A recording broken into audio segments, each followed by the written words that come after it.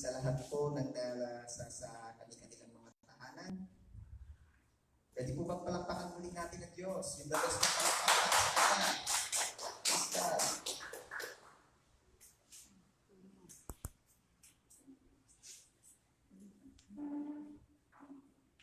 Si Jacob po ay isa sa mga well-known o kilalang character sa Bible.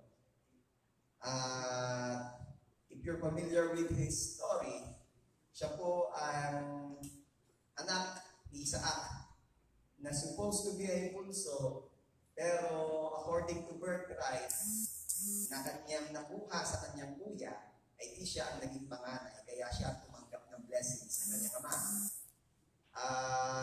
Siya po ay mas kilala sa pangalang Jacob, pero sa latter part po ng kanyang story sa Bible, pinalitan po ito ng Diyos ng pangalan na Israel.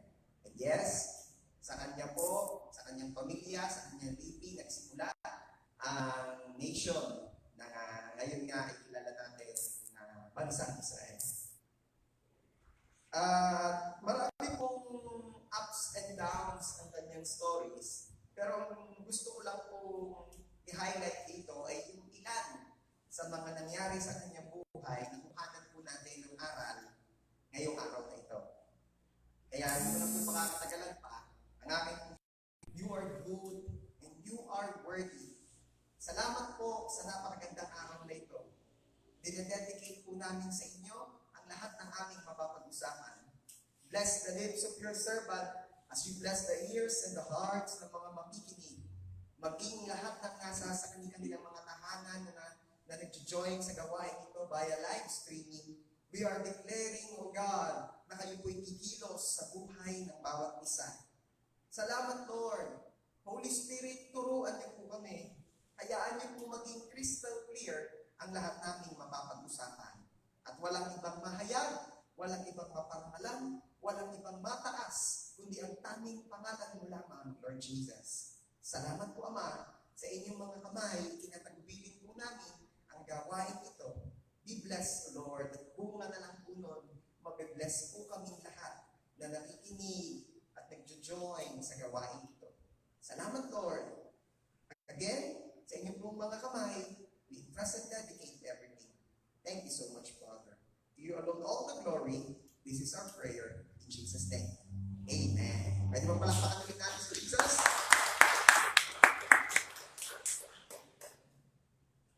Sabi ko nga po sa inyo kanina, marami pong ups and downs ang buhay ni Jacob. At maaaring ikaw na nakakarinig ng message na ito ngayon, somehow ay makaka-relate sa kanya. Dalawa po silang magkapatid, anak po sila ni Isaac at ni Rebecca. Si Esau ang panganay at sunod po ay si Jacob. Si Esau po ay isang hunter. At dahil siya ay hunter at nakahuli siya ng mga hayop, madalas naipagluto po niya ang kanyang ama na niya. At dahil doon ay nakuha niya ang puso ng kanyang ama. Yes, siya po ang paboritong anak ni Isaac. On the other side, si Jacob naman po, siya po ay tahimik, siya po ay taong bahay, siya po ay laging nag-stay sa kanilang bahay. At dahil siya lagi ang kasama ng kanyang ina, sila po ang naging close. Kaya si Jacob naman po ang paboritong anak ni Rebecca. And here comes the story. Dumating po yung time na ang kanila pong tatay na si Isaac ay nararamdaman na niyang malapit na siyang mamatay. Kaya ang sabi niya sa kanyang panganay at paboritong anak, Esau, ramdam ko ako'y malapit na eh. Kaya kailangan maibigay ko na ang blessing ko sa iyo. Pero bago ko yung gawin, pwede baga ipanghuli-huli ako ng hayop at iyong lutuin para naman ako'y makakain ng paborito kong niluluto mo. And then right after, ibibigay ko sa iyo yung blessing. Ano? At dahil ito po yung narinig ni Jacob, sabi ni Jacob, Inay, magbibigayan na po ng blessing hindi po sa akin mapapapunta dahil hindi po ako panganay. Pero kami po may usapan na ng kuya. Bago pa po kasi mangyari yon, isang araw, galing sa pangangaso o paghahan, ay gutom na umuwi itong si Esau. At pagdating niya doon, eksakto naman, na si Jacob ay may luto ng pagkain. Sabi ni Esau, pahingi nga ako na yung niluto mo, gutom na. Alibasay matalino itong si Jacob, madiskarte. Sabi ni Jacob, sa isang kondisyon, bibigyan kita nitong pagkain ito sa isang kondisyon. Ibibigay mo sa akin ang iyong birthright o yung karapatang maging panganay. Sabi naman ni Esau, iyo na. Aanhin ko na yung birthright. Kaya kung may mamamatay din lang sa gutom. Yun ang mga exact words ni Esau sa Bible. Kaya, according sa pagiging panganay talaga, sa pagkaanak, sa kanila, kung sinong naman ng pinanganak, ang panganay ay si Esau. Pero, according sa kanilang verbal na pagkakasundo, actually, hindi lang siya basta verbal Kasi bago talaga siya bigyan ni Jacob ng pagkain, sabi ni Jacob kay Esau, ay mangako ka muna sa ating Diyos. Mangako ka muna na ikaw ay nakikipagkasundo sa akin sa ating napag-usapan. At ano ang sabi ni Esau? Sige, nangangako ako. So ano nangyari? So again, by birth, ang panganay ay si Esau, pero according sa kanilang napagkasunduan, ang panganay ay si Jacob. Kasi nakuha na niya yung birthright. Ayan. At ito na po, itutuloy na natin ang story. Baga parang nakalimot o sinasadyang kalimutan ni Esau ang kanilang naging usapan ng kanyang kapatid. Di ba? Pwede naman nung sinasabi na nung tatay nila, ibibigay ko na sa iyo ang blessing ng panganay, pwede naman niya sabihin, tatay, ako'y may kasalanan sa inyo, ako'y nakapagkasundo na kay Jacob. Si Jacob na po talaga dapat ang bibigyan niyo ng blessing. Pero hindi niya sinasabi. Pagkos, siya'y pumunta na sa gubat para mag-hunt. At dahil narinig na ni Jacob ang mga usapan ng mag-ama, sinabi niya agad ito sa kanyang ina, yan ang gagawin ko. Dinadaya ako ng kuya Nag-uusap na kami tungkol dyan bakit hindi man lang na sinabi sa tatay? Ano sabi ni Rebecca? Alibhasa'y paboritong anak. Ang Jacob, ano sabi? Iyaan mo tutawin, akong bahala. Ako'y ganun gagawin natin. Kumuha ka ng pinakamagandang tupa doon sa ating mga alaga. At aking lulutuin ayon sa lutong paborito ng iyong ama. Tapos ibigay mo at sabihin mo ikaw si Esau. Inay. Akala ko yan sasabihin ni Jacob ay inay, basta mo magsinungaling. Ay hindi yun na sinabi Ang sinabi ni Jacob ay inay, ang kuya'y balbong. Ako'y makinis. Paano natin lulusutan niyo? Nako. Akala ko sasabihin sa inay, huwag tayo magyayabang. Yung pala inay. Paano natin mas mapapaniwala pa ang tatay sa ating pagyayabang na ito? Kahit hindi. So ano nangyari? Sabi ng ina, huwag kang mag-alala. Nagyan mo na lamang ng balahibo ng kakatayo ng tupang iyong braso. Malabo na ang mata ng iyong tatay. Kaya pagkapa ng iyong tatay sa iyong braso, makakapa niya yung balahibo ng tupa at akalain na ikaw lang ang iyong kuya. So sige, inay, gawin natin yan. To make the long story short, nalimlak po ni Jacob ang kanyang ama at ibinigay sa kanya ang blessing. And then here comes the kuya na humihingi din, pagdating ay humihingi sa kanyang ama ng blessing. Tatay, bigyan niyo na po ang inyong blessing sa akin. At anong sabi ni Isaac? Naibigay ko na. Tatay, kararating ko lang ho. Kaya nga ang sabi ko kanina sa iyo anong bilis mong nakapanggulit, naluto na din agad. Nausap pa kita kanina. Tatay, hindi ako yaw. Alam ko na kung sino yaw. At galit na galit itong si Esau kay Jacob. Ito naman si Jacob. Alipasay alam na niya ang mangyayari at nawarningan na rin itong ina. Sabi ng ina, anak, ikay umalis na rito. Pupunta ka doon sa inyong tiyo, kay Laban. At nakaw, hunter ang iyong kuya. Kakatayin ka doon sa iyong ginawang iyan. Sabi naman ni Jacob, boy, ikaw yung usapan. Sino man na namin yan? Alay, hindi malabong pa ang usapan ninyo. Ikaw yung tumago na muna doon. At least nakuha mo na yung blessing. So, at dito po magsisimula ngayon ang ating pag-uusapan. Kung ang mundo po somehow ay nag-iisip at ng mga problema dahil meron siyang kalaban, and that is this pandemic na ating hinaharap. That time po si Jacob, kahit nagpakalayo-layo na siya, ay meron pa rin siyang iniisip. Something or someone ay patuloy na hinahunt siya. Diba? And that is his brother Esau. Bakit may problema siya, hindi kasalanan siya. And coming from this story, ano ba mga aral na makukuha natin? Number 1, kung ano ang itinanim, ay siya rin aanihin. Kung ano ang itinanim, ay siya rin aanihin. The Bible declares we cannot mock God. For what we sow, we reap. Hindi daw natin kayang linlangin ng Diyos sapagkat kung ano ang ating itinanim, ay siya rin natin aanihin. Babalikan natin yung story, ano ba ang itinanim ni Jacob? Ang itinanim niya ay panlilinlang. Ang tinanim niya ay panggugulang. Ayan, kung medyo nung narinig niyo yung salitang panggugulang, yung mga tanginin po, teka muna. Mayroong kailangan ayusin diyan. Ano?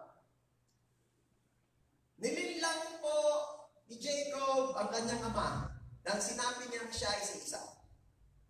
Actually, in the story, makikita po natin, church, na still, the Lord, and also, with the participation of the Father, Isaac, ay nagbibigay ng chance, still, ng chance kay Jacob para itigil na niya ang kanyang ginagawa kong kabaitan.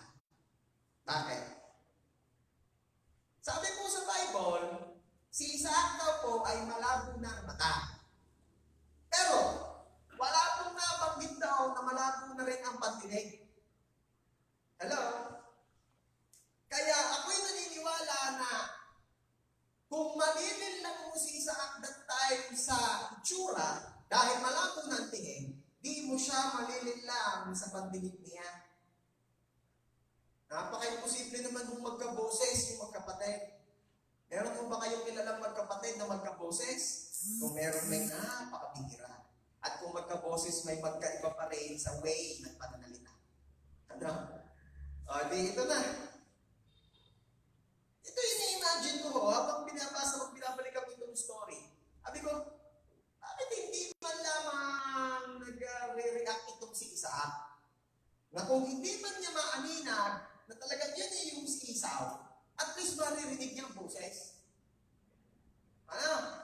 Isa pa ang napansin ko po sa story. Ang sabi po sa Bible, malabo na ang mata, pero hindi sinabi na malabo ang tainga at ang pang-amoy. Sabi kasi dun sa story, inamoy ni Isaac ang kanyang anak. At ang sabi niya, amoy gubat. Siyempre, hindi ganun yung mga terms. Pero kung babasahin po sa Bible, sabi, amoy ng lupa, amoy ng dahon, amoy ng, basta yung amoy ng nature. Siguro dahil si Esau nga ay hunter, kaya amoy nature. At si Jacob ay amoy lotion.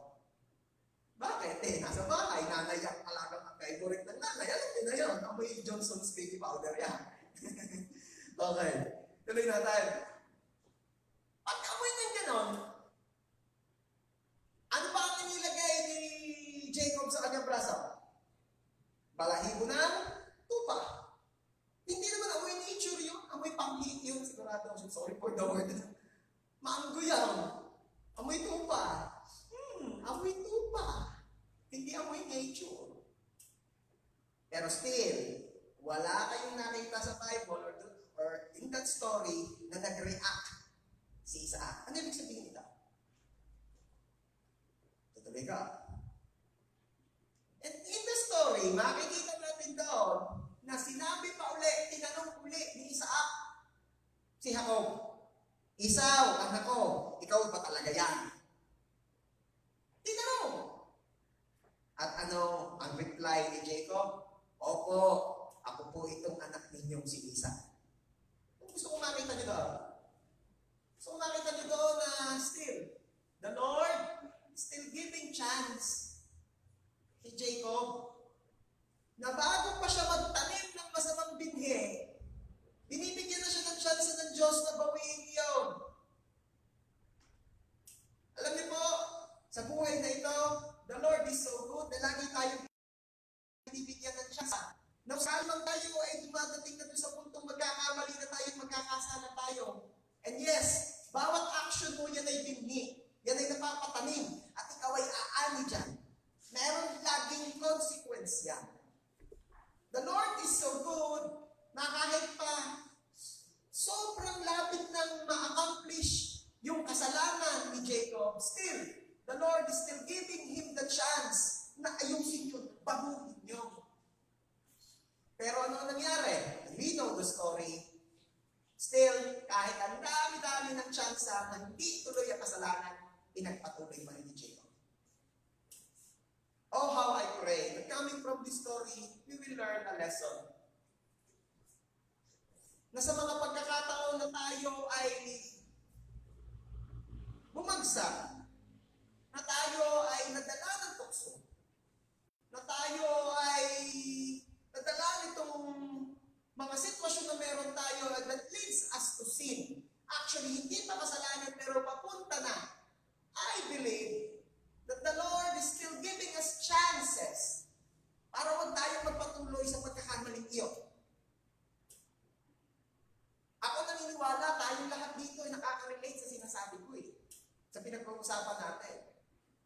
Yung konting-konti na lang ay magkakasala ka na, and then here comes God giving a glimpse of light, saying, anak, hindi pa huli ang lahat. Bago ka pa magkasala at harapin ang consequences niyan. Pagkatapos, ito anak, ito yung way out. Ito, pwede pa, hindi mo ituloy ang pagkakamali niyan. And I pray na sa ating lahat, church, na nakakaranas ng mga sinasabi ko ngayon, I pray na pagdating ng point na ang Diyos nagbigay na sa iyo ng hint that is wrong, that the Lord gives you a chance na huwag ituloy itong pagkakamali ito, I pray, mag-respond tayo accordingly sa pagkilos ng Diyos. I pray na mag-participate tayo, yes Lord, tama ka, mali ka, hindi ko na itong tuloy. And believe me, makakaligtas ka sa tiyak na kasalanan, makakaligtas ka sa consequence. Again, the Bible declares, what we sow, we cannot mock God. Hindi natin pwedeng lokohin ng Diyos. Sapagkat kung ano itinatanim mo, ay aanihin mo. Tutuloy natin yung story. Ito na nga. Hindi nagpapigil si Jacob. Kaya ano nangyari? Nilinlang niya ang kanyang ama. Nagtanim siya ng anlilinlang. At paano pa nangyari yun? Ginulangan naman niya ang kanyang kuya. Diba? Pasto, parehas yun. Nag-uusap naman nagkasundo naman. Oh. Hindi naman niya pinilit ang kanyang kuya na ipagpalit yung birthright sa sabaw. Parehas yun, pastor. Still, hindi po yung action, remember this church, hindi po yung action o yung set-up ang pinagbabasihan, kundi yung motibo. Yung motibo. Bakit kung kailan gutom na gutom yung kapatid, isa ka nakipag-uusap ng gayon? Di ba? Yung mga tipong kung kailan hirap na sa buhay yung isa, ay saka makikipagkasundo kay siya. Pag di ka nakabayad, di pautangin kita. Pero pag di ka nakabayad, akin na lahat yung mga pag-aaring iyan. Masyado parang, pastor, di ka naman legal yun. Hindi naman yung pinag-usapan. Wala namang pilitang nangyari. Oo nga. But, hindi sa ganyang pagkakataon that walang choice yung isang party. Again, it's not about the action, nor about the system, but it's all about the motivation. Ano ba ang motibo mo? Ano ba ang nagtutulak sa iyo para gawin yung bagay na iyon? Yan ba ay makaka-benefit sa inyo pareho? O may malulugi riyan? Lagi ganun. Pastor, hindi ko kasalanan kung malulugi siya o mawawalan siya kasi parehas naman. Alam niyo minsan, ang nakakalungkot po sa sistema ng mundong ito, Porke legal, porke parehas, nakakalimutan ng magmahal. Uulitin ko, minsan, porke parehas, porke legal, nakakalimutan ng magmahal. Legal naman, pastor. Parehas naman, pastor. Oo nga, ang love nasaan? May love pa gayan. Hindi, pastor. May kasama sa negosyo yan. Oo nga, kasama rin sa negosyo ang love. Hindi, pastor. Minsan naman ay siya. Don't forget that you're not just a businessman. You're a Christian. You're a born-again Christian. At tumahimik ang J.A. San Jose. Come on. Yung mga panahon na kung saan mas lalo nga natin pinapalawak ang ating pag-ibig sa isa't isa. Hindi ito ang panahon ng gulangan. Hindi ito ang panahon ng lamangan. Ito ang panahon ng pagtutulungan. Ito ang panahon ng pag-iibigan. Hindi porket gutom yung kapatid mo, kukuhanin mo na lahat ng meron siya, in expense. Wag ganon. Ito yung binabasa ko. Sabi ko, grabe ka talaga, Lord, mangusap. Ilang taon ko nang nababasa ang story nito, hindi ko man lamang naisip yung mga lesson na yan. Ngayon, galing mo talagang tumahimik ito, yung mga panahon na talagang dapat aming naririnig at dapat kami napapaalalahanan sa ganitong bagay. Okay. Sabi ni Jacob, ay paano kuya? Usapan na. Kasi usapan. Ginulangan niya ang kanyang kuya. Again, everybody say, pati lahat po ng mga nasa kanilang tahanan, kung anong iyong itinanim, yun ang iyong aanigay. Tuloy natin ang story. Dahil sa galit niya ng kuya Isaw, sabi ng nanay Rebecca, anak, Tutoy, ikaw ay pumunta muna sa iyong Laban. Bakit, inay?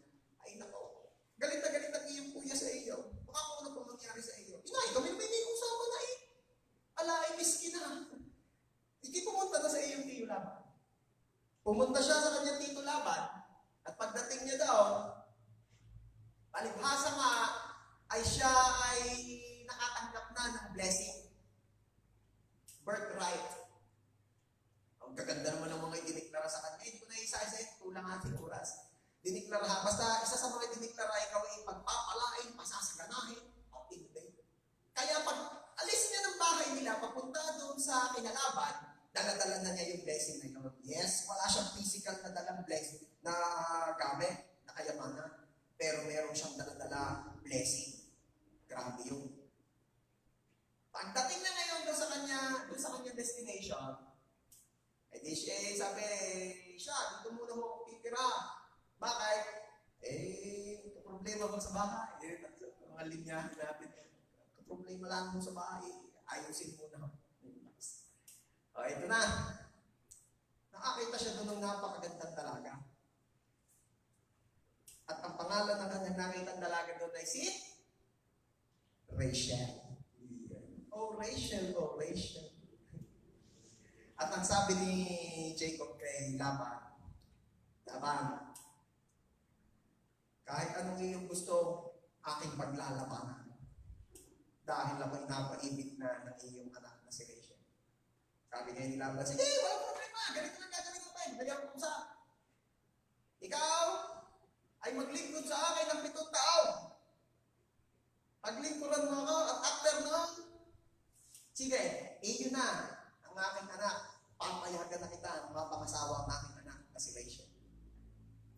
Ay, hindi talaga namang inspired itong si Jacob nagtatrabaho. Ang 7 taon para sa kanya ay parang ilang araw lang. Next door. Sino ganito yung mga nakaka-relate na nung nanliligaw at tatagal-tagal? Pero para sa kanya ay parang ilang araw lang yan. Yung sabi ko nung isang araw doon sa akin, isang life group, anak, paano kayo? Nagpag-graduate yung iyong girlfriend. Matagal-tagal ka pa mag-iintay, katrabaho pa ata mo na yung upo daw ayos lang po yun, madali na po yun. Next naman. Iba. Talagang pag mga in love, hindi na nagbibilang ng panahon niya. Sipin ko, pumayag sa 7 taon. Yung iba, tinanong lang sa chat kung pwedeng manligaw ilang minuto lang din nakasagot ayaw na nung lalaki ayaw na. So una, nahirapan daw siya, pinahirapan. No? Samantalang kay Jacob, 7 taon, ay ilang araw lang yan. Basta. At nung dumating na po ang panahon na naka-7 taon na, ito na, sabi ni Jacob, the moment I've been waiting for. At last, mapapangasawa ko na ang babaeng nagpatibok ng aking puso. O, ito na. At sabi ni Laban, sige, mamayang gabi, pupuntahin ko na sa iyo ang aking anak. O, sige. Excited. Kinagabihan, madilim, may dumating na babae.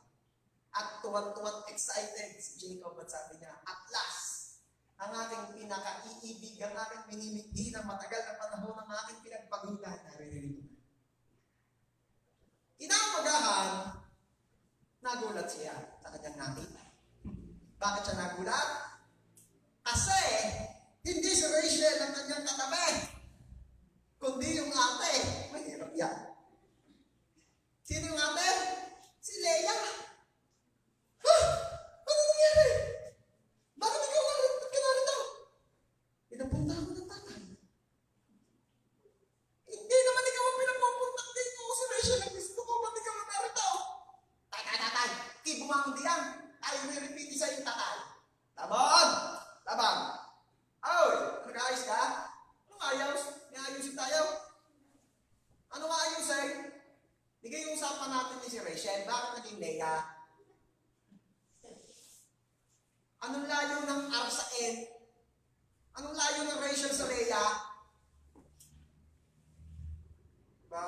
Hindi ako naalala si Leia. Leia. Oh.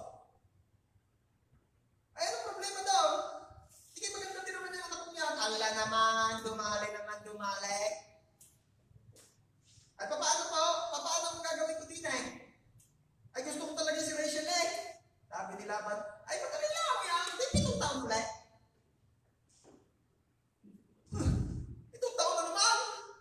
Pero dahil mahal na mahal nga, in love si Jacob.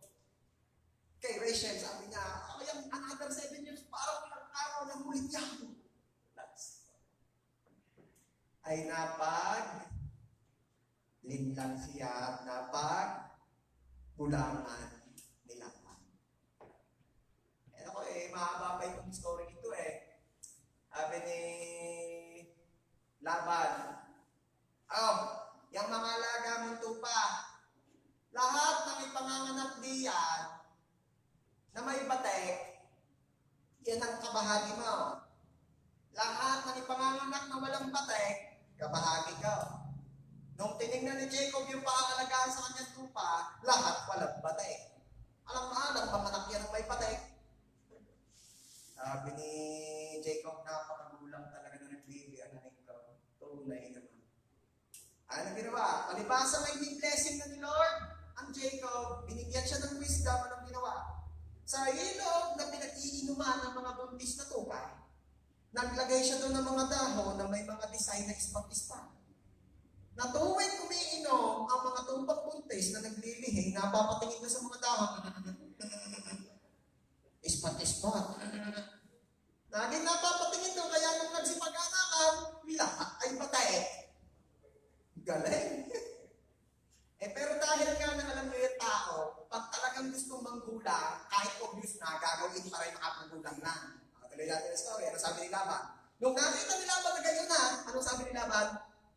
Jacob, mahal mo ka talaga nga ng anak na si Rachel. Ay, ako, mahal na mahal na, gagawin ko lahat. Sabi naman ni Laban ngayon, ay siya, pagpuhin natin na set up ha. Ngayon, lahat ng ipanganganak na may batik ay akin. Ha? Sabi ni Jacob, dumali na naman. Palipasay ko kayo naman. At tapos, yung walang batik ang iya, napapaisip siguro Jacob, sabi na naman ni Laban, mahal mo ka kasi anak. Oo, mahal mo, sige na. Pakulang. At anong ginawa ni Jacob? Lahat ng naglilihing kambing, again, na nainom doon sa bates, ay anong ginawa niya? Yung mga dahon niya doon, mga may patay, pinalis niya at pinaltan niya ng mga plain. nadamo. Kaya tuwing nainom yung mga tupa daw naglilihi, walang batek, walang batek, walang batek. At yun ang napaglikhan, kaya nung umanak, wala namang batek. Madaming naging tupa itong si Jacob. Pero ito gusto kong makita ninyo eh. Ano? Dahil siya'y nagtanim ng panggugulang at panlilinlang, siya'y umaamin ng sunod-sunod na gayon. Wala din siyang choice. Kung ang kanyang kuya no ay gutom na gutom sa pagkain, siya naman ay gutom na gutom sa pag-ibig ni Rachel. Kaya hindi siya makatanggi. Walang katanggi-tanggi. Bakit? Gutom. Anong lesson? Mahirap yung gutom.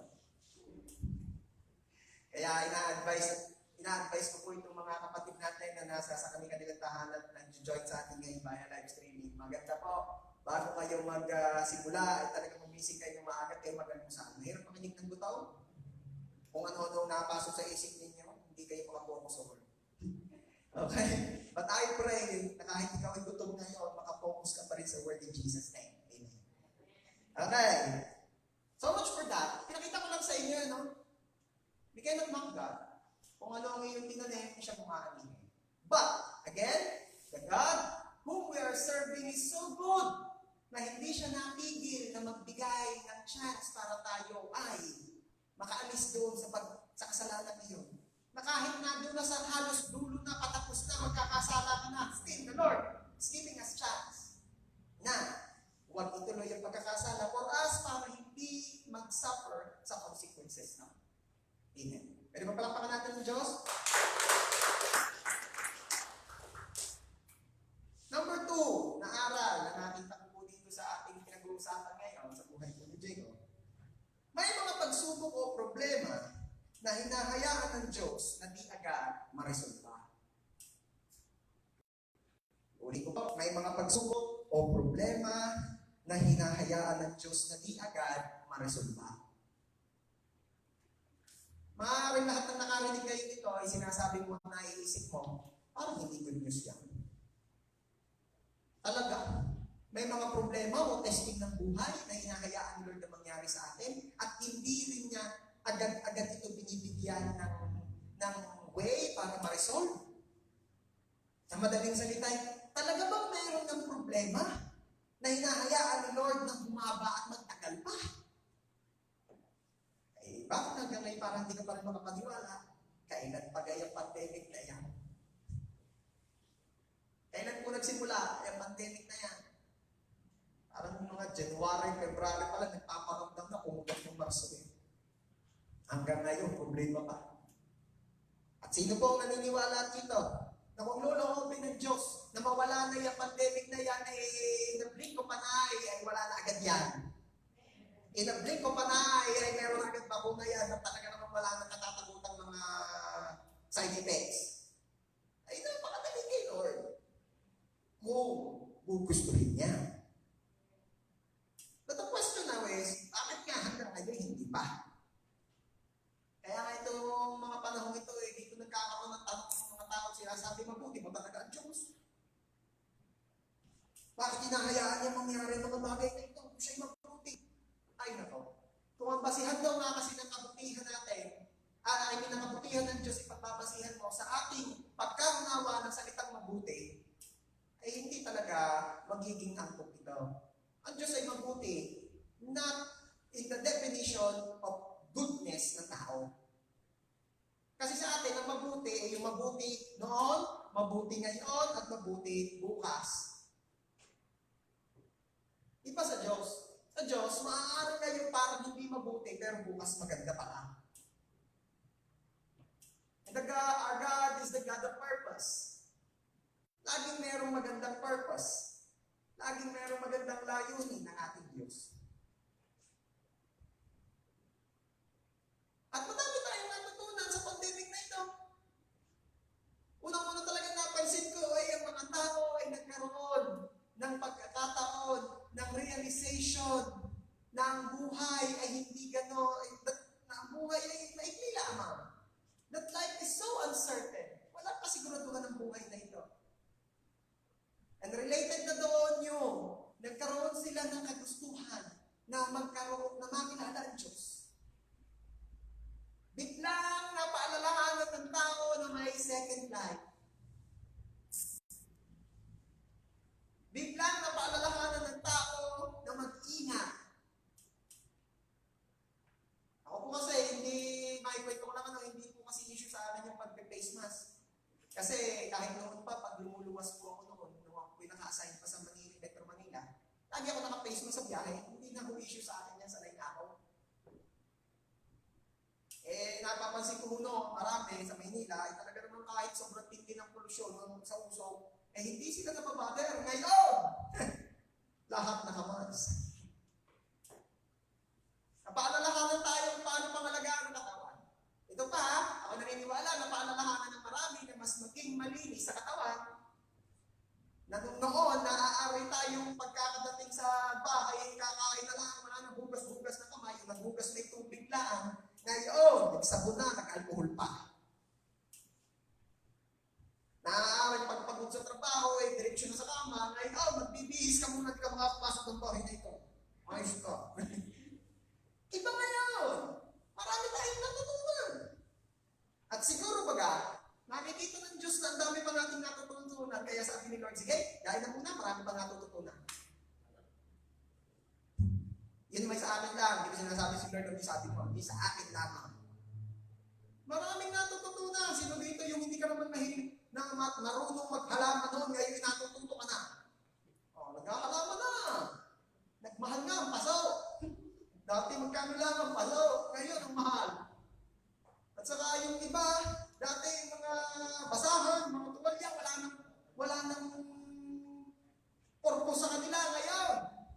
Nakapanood sa Facebook, ginagawang parang paso, nilalagyan ng siminto, pag-ganyan may pintura, may pagkakamahal din eh. Tanungin ko muna basahang nilagyan ng siminto at pininturahan ngayon pagkakamahal. Marami, natututo ang tao ngayon, nagiging artistic ang tao ngayon. Gumagaling sa mga marketing strategies na dati na may wala isip-isip sa mga gayang bagay. Ngayon nagiging businessman at businesswoman ng mga tao ngayon. Huwag mo laging tingnan yung masama. Kasi ganun ang Diyos. Ang Diyos, tayo kasi, pag mabuti, iba ang paningin ng Diyos eh. Ang Diyos natin, sa kahit sa pinakamasamang bagay, nakakakita pa rin siya ng kabutihan doon. Gayahin natin ang ating Ama sa langit, like Father, like Son. Amen? Okay. So going back to sa story, ano kaya yung pagsubok o problema ni Jacob na nagtagal na nagtagal?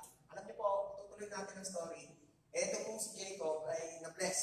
Alam naman natin dahil sa kanya napapunta yung birthright, siya ay nadiklarahan ng madaming pagpapala at ito may nagmamanifest na sa kanyang buhay. Kaya yung mga naging parte niya doon sa kanyang biyanang silabang, nakuha niya lahat yun, tapos napagyaman pa niya, tapos blessed na siya financially, blessed na siya sa kanyang anak buhay, pag-aayupan, blessed siya sa kanyang buhay bilang isang boss kasi may mga tauhan na siya.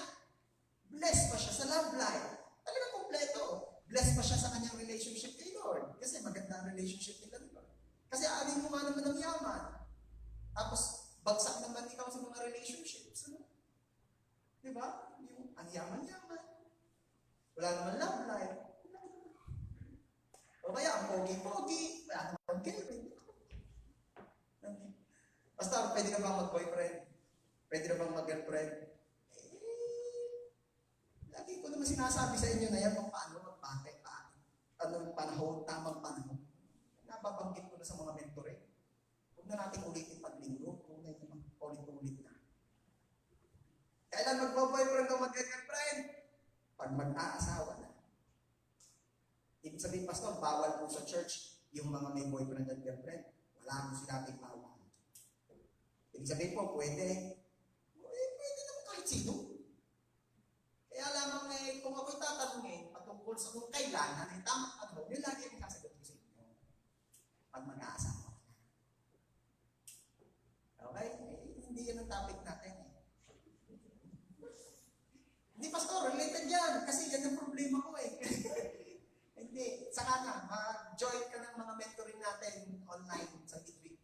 Sa sa weekdays, at yun nakapag-usapan niya. Tuloy natin. Ano yung problema? Napaka-bless na ni Jacob, pero may problema pa rin siyang dala-dala. Hindi pa nare-resolba. Ano yun? Yung conflict nila ng kanyang kuya. Ini-imagine ko si Jacob that time. Ang dami niyang blessing, okay ang kanyang love life, ang dami-dami niyang, alam mo yun, napakasagana niya. Pero sa gabi, pag matutulog na siya, lagi siyang hinahunt ng kanyang nagawang kasalanan sa kanyang kuya. Siguro, pagtahimik na lahat, at pipikit na si Jacob, bigla niya makikita ang galit na mukha ng kanyang kuya. Ang kuya, galit sa akin. Hunter yun, hunter. Kung naiintindihan niyo, hunter, ibig sabihin ito, talaga niya yung sama yung kumatay. Okay? Talagang kaya kong hanapin ng kuya. Yun yung mga mababangis na hayop na natitrace mo kung saan nakatira. Para katayay, pag naman ang hindi matrace, matulog na ang pangalan mo, takot masagana na. At lagi siyang, alam niyo yun, siguro umiinom siya ng kape, nininervyos na, kaya inalis na muna niya. Uminom siya ng gatas, pampalakas. Masarap pala yung gatas na may kape, pinagsama niya, kaya naging pampalakas ng nervyos.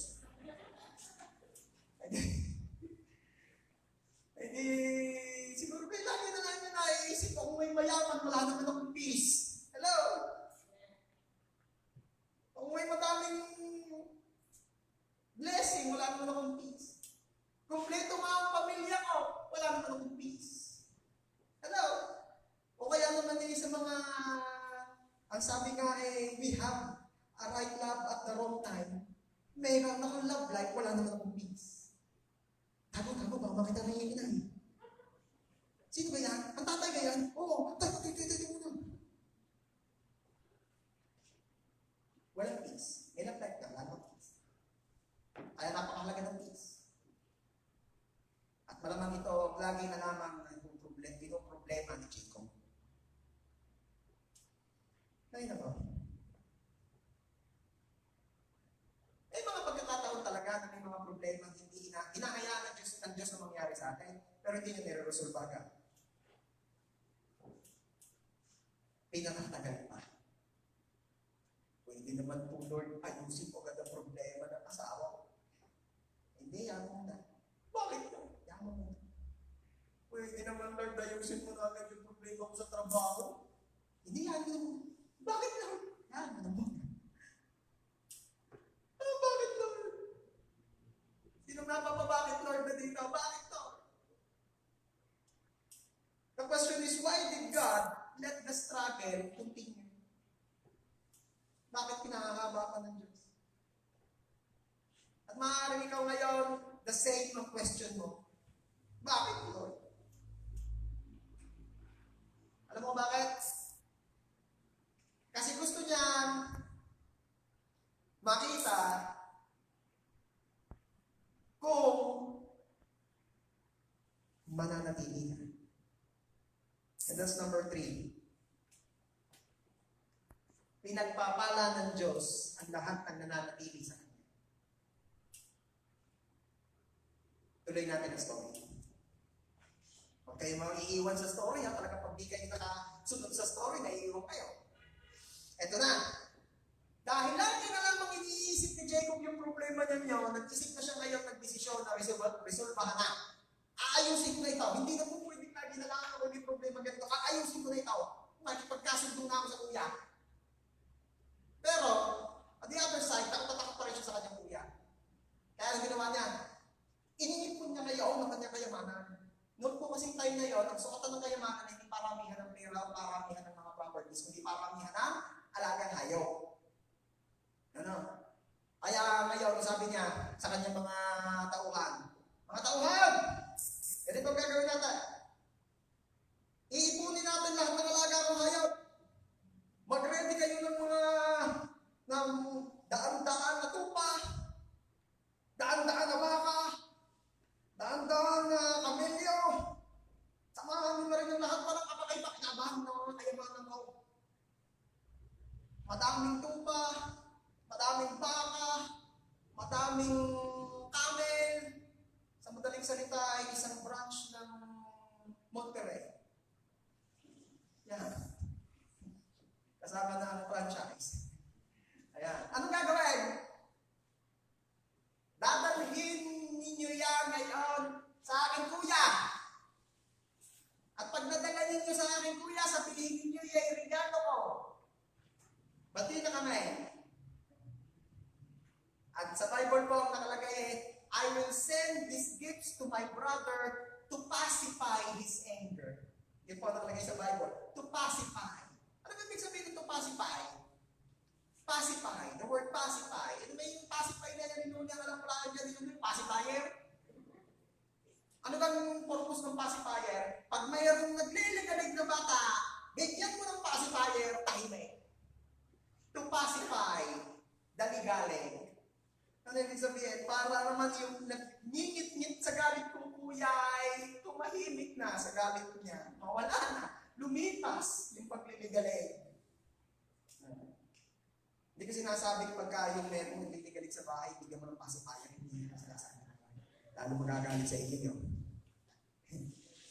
O, dito na. Dalhin ninyo. Pagdating ninyo doon sa bahay ng kuya, kinakausap niya yung mga tauhan niya eh. Pagdating niyo doon sa bahay ng kuya, sabihin niyo, Lord Iso. Oh, Lord Iso talaga. Lord, diba? Lord. Kami po ay mga tauhan ng inyong alipin na si Jacob. Oh, po. Kaya nang sasabihin niyo ha? Talagang kinukuha ang kiliti. Talagang sorry na. Huwag ka na magalit sa akin. Pero alam niyo sa totoo lang, parang parang hindi ko maintindihan kung gusto talaga niya makapagbati o ayaw niya lang na natatakot lang siya makapatayin siya eh. Ay boss! Di ka galit sa inyo yan? Oh wow! Okay, sasamahan mo ko ba eh? Mahirap yan. Pupuntahin mo kung sasabihin mo kami tauhan mo. Baka anong gawin mo ngayon sa akin? Sasama ka? Susunod ako. Yun po nasa story. Susunod ako. Huwag kayo kanila susunod ako. Boss, siguraduhin mo susunod kayo. Oo, susunod ako. Dito na. Pumunta na po yung mga tauhan niya papunta sa lugar ni Esau, dala na lahat ng mga regalo. At si Jacob naman ay nagre-ready na rin. Pero sobrang pag-delay niya. Ayaw talaga halos ayaw niya pumunta. Delay. Delaying tactics. Puro ganun. Ayaw niya. Hanggang sa dumating na rin yung time na siya ay umalis na rin, pero hindi siya tumuloy. Nagpunta muna siya doon sa isang lugar at doon siya nag-stay. At nag-pray siya, Lord, harapin ko na ang kuya. Napakatagal na pong panahon. Hindi ko maintindihan kung yung mahabang panahon duman ay nagpalipas na kanyang galit o nagpalala. Hindi ko alam, Lord. Anong gagawin ko? Tapos ay may mga angels na dumating. According to the story sa Bible, may mga angels na dumating at sabi ni Jacob, thank you Lord, may mga soldiers kang pinadala. Takot talaga siya. At nung gabi na, meron pong isang lalaking dumating at nakipag-wrestling sa kanya. Pagbunok. Wrestling sila. Walang imikan, basta wrestling lang. Talagang palakasan lang ng daldal. Kaya nga pag may mga nag-aaway at puro daldalin, magagawa. Sila yung nag-wrestling. Sabay sabi nung ka-wrestling ni Jacob, bitawan mo ako, mag-uumaga na. Ang tagal ng wrestling na yun. Ang tapang may nag-wrestling pa, lumawi na. Ano mo na? Bitawan mo na ako, mag-uumaga na. Higpit mo naman. Para ka naman Kuya James, walang tulugan.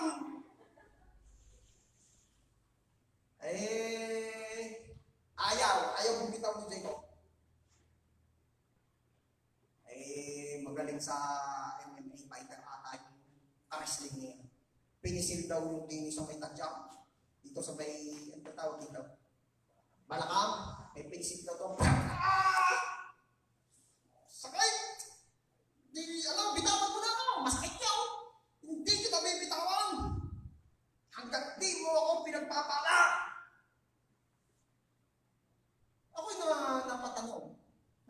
binabasa ko yun.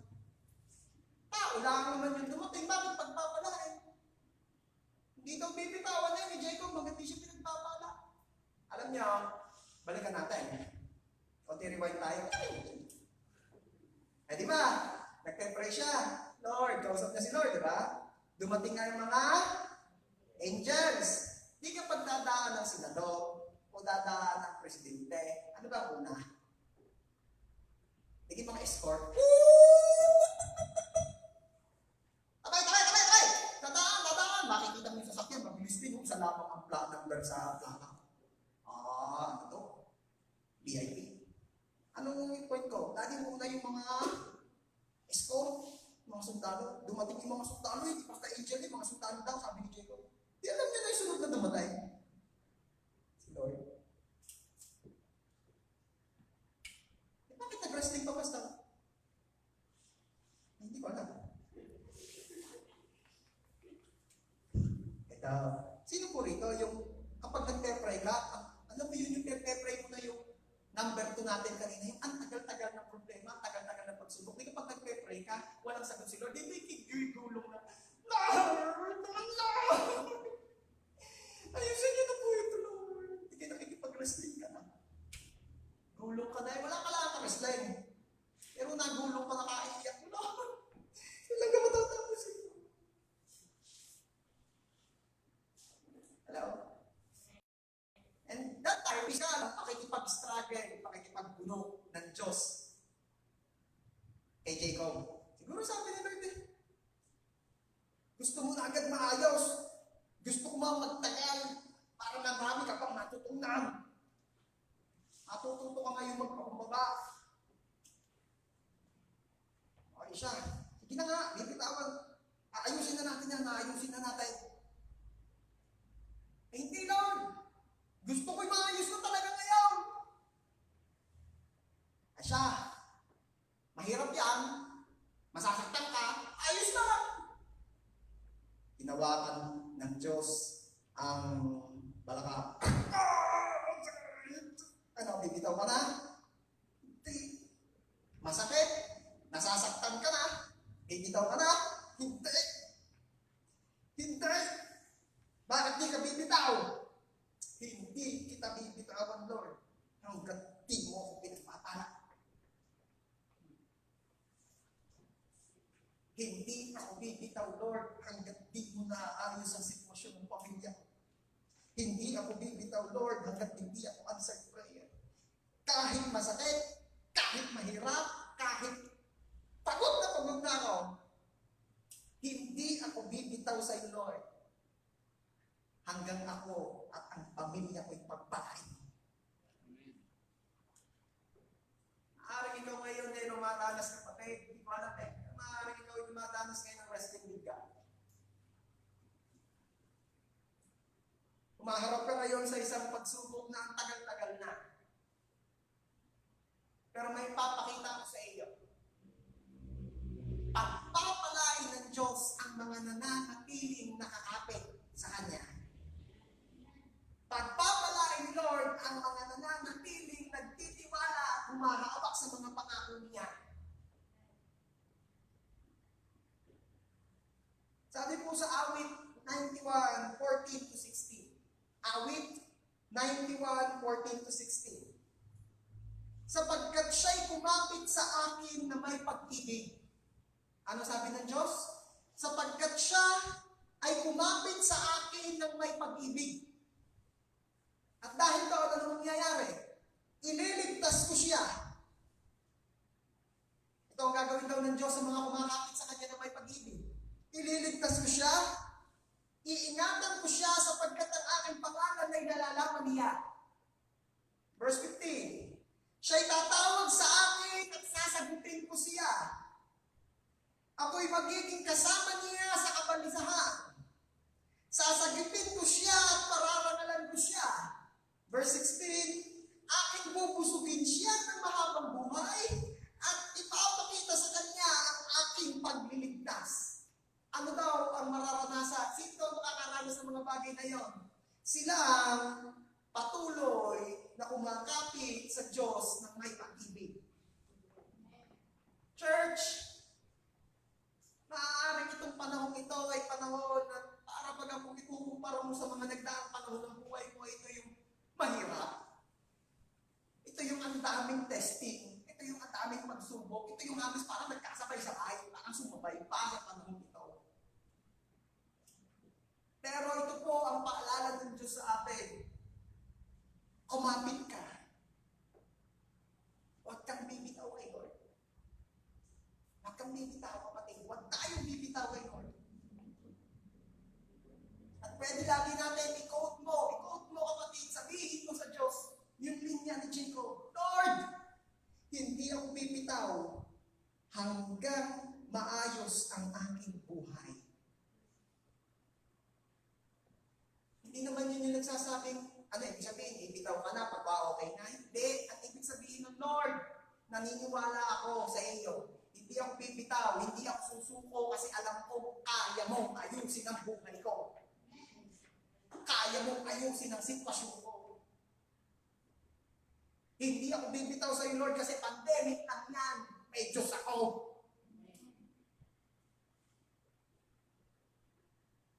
Ano nangyari sa story ni Jacob?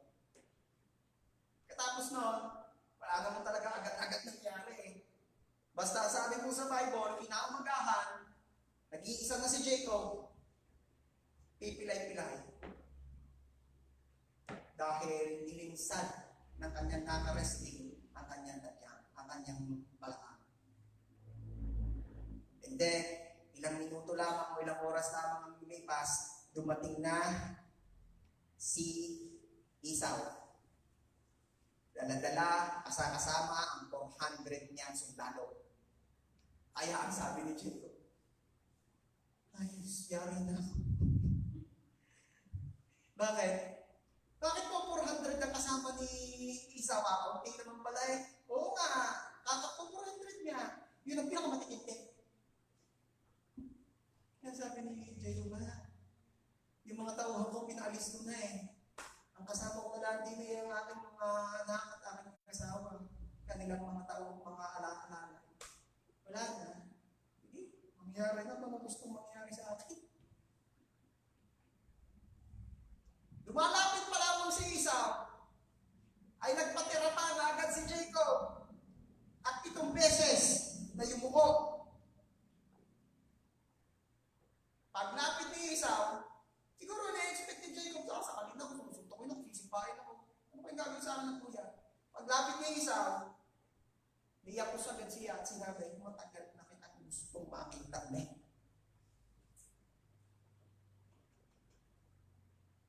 Alam niyo po, hindi naman natin alam eh. Wala naman sa Bible, yung tumatakbo sa isip ni Esau ng buong panahon na magkalayo sila ni Jacob. Pero ako naniniwala, hindi basta-basta makakalimutan ni Esau ang ginawa sa kanya ng kanyang kapatid. Pero anong nangyari?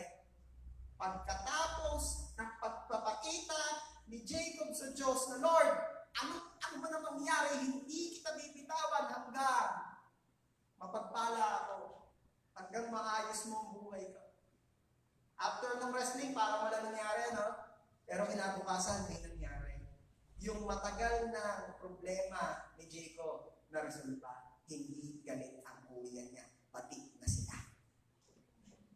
Next time. Kapatid, ano yung problema matagal na meron ka ngayon?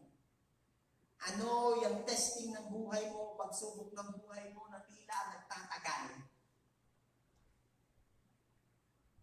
Gusto mo ng paraan para makaranas ka na ng breakthrough dyan?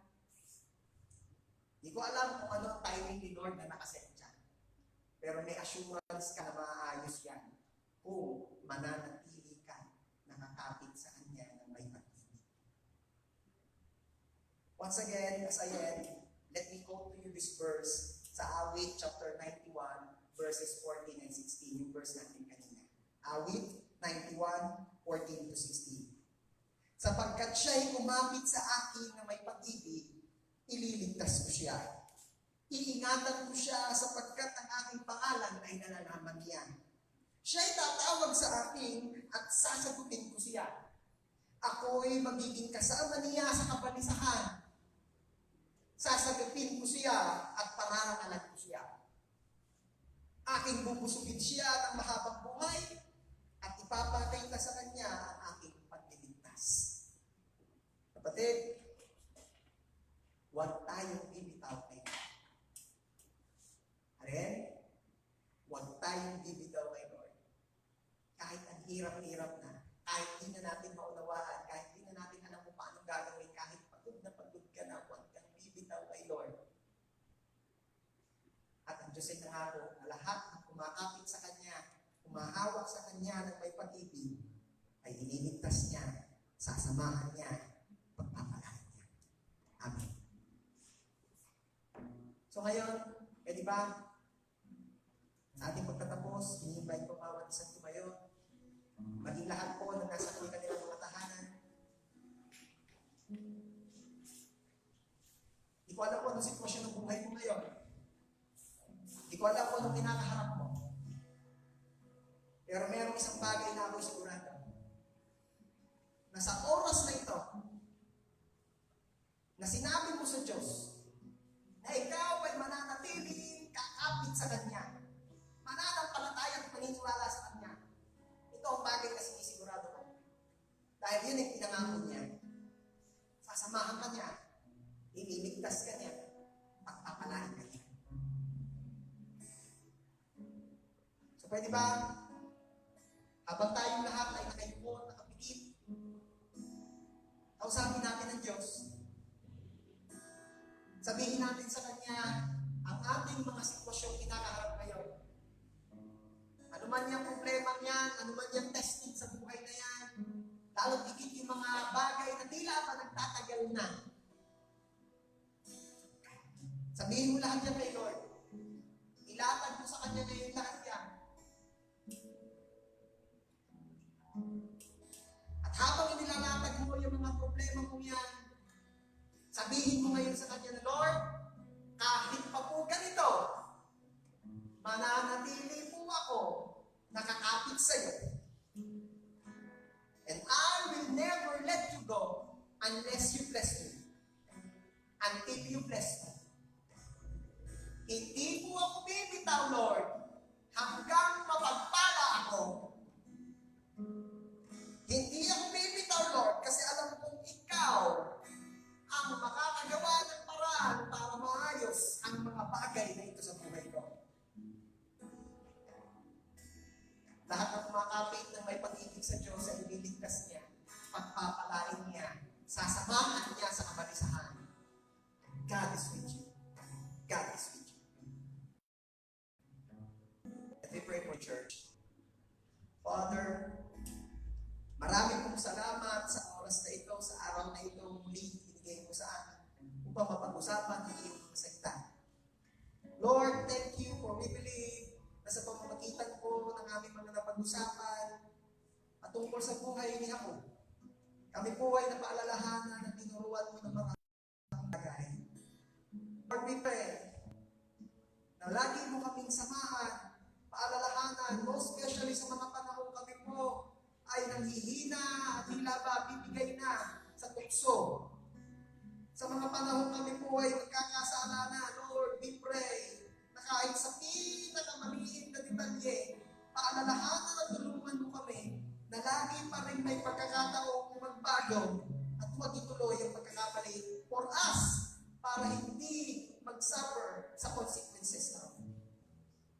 Lord, we pray na sa mga sitwasyon ng aming buhay, mga testing, pagsubok, problema na aming nararanasan, tila nagtatagal na. Ang inyong pong pagsama ang aming maranasan, ang inyong pong comfort ang aming maranasan. Lord, we pray na sa biyaya mo, patuloy mo kami. Paalalahanan na lahat ng nananatiling kumakapit sa iyo ng may pag-ibig ay ililigtas mo.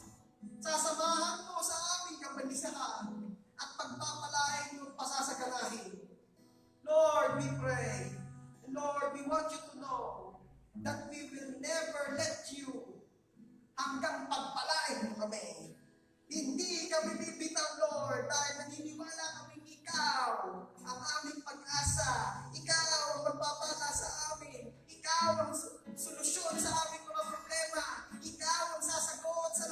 aming katanungan. Ikaw ang magpapasagana sa amin sa kalagitnaan ng kahirapan. Lord, we will never let you go until you bless us. Thank you so much, Father.